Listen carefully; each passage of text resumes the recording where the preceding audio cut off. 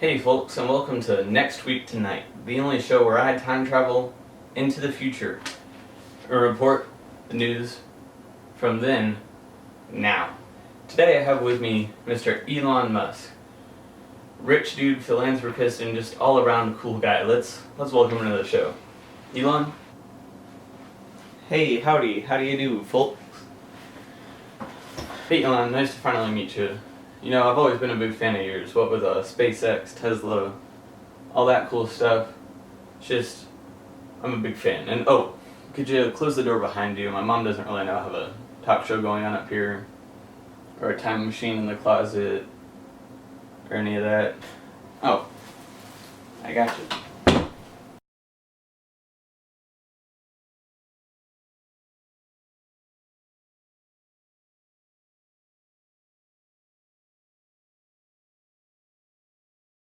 You know, I'm really glad I could get you interested in space, Elliot.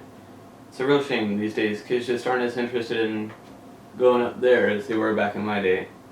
That's what I really aspire to do, is to rekindle that hope of making it to space, and really everybody these days. I'm just glad somebody went out and made an electric car that's nicer than a Prius. Not that I'm not a fan of humor, but I'm really anxious to find out how I'm doing in the future. I'd love to jump right into it, but in order to go into the future, we must first go into the past. I've got a few questions prepared for you. I've got a few answers ready to fire back. You started SpaceX, which is the first really successful private space exploration company. This is a huge step forward for science and just humanity's future in general.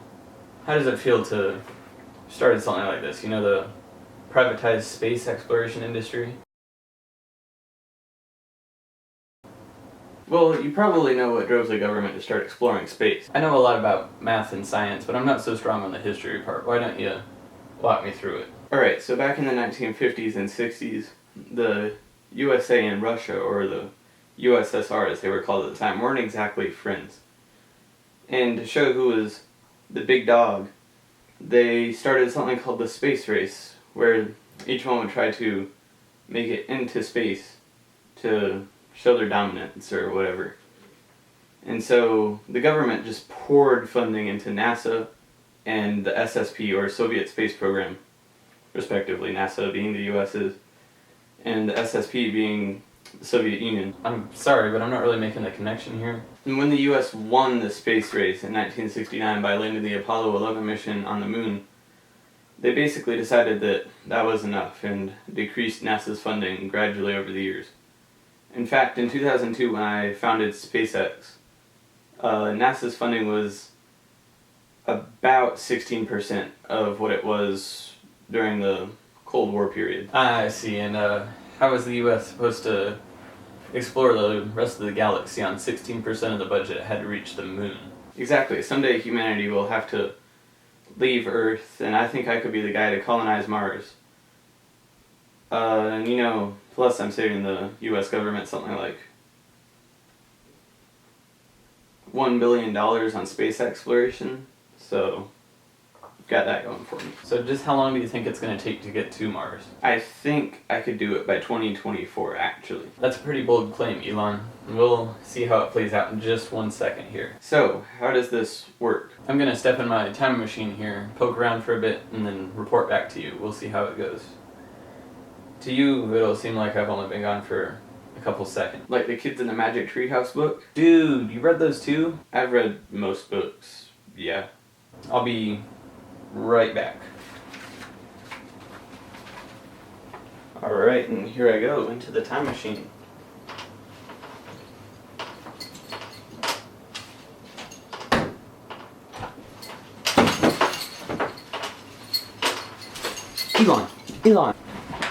Elon, I have distressing news. Oh no! You don't make it to Mars. No! By 2024. The launch window gets delayed to early 2025. You jerk, you had me scared there for a second. You know, the show wouldn't stay on the air without a few twists every now and then. And what else? Do people know me? Are they clamoring to be SpaceX astronauts? You bet. Mars Colony 1 is a colossal success. Kids everywhere have your posters on their bedroom walls. And guess what else? What? What is it? 78% of all cars on the road are Teslas.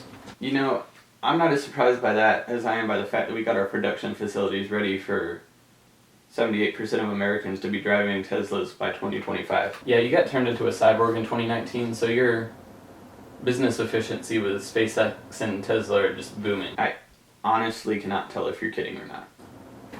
And you'll never find out, because that's all for tonight, folks. Tune in next week when I travel into the future to see if Fox ever airs a second season of Firefly, and whether that second season is any good. Thanks for coming out. I'll see y'all next week.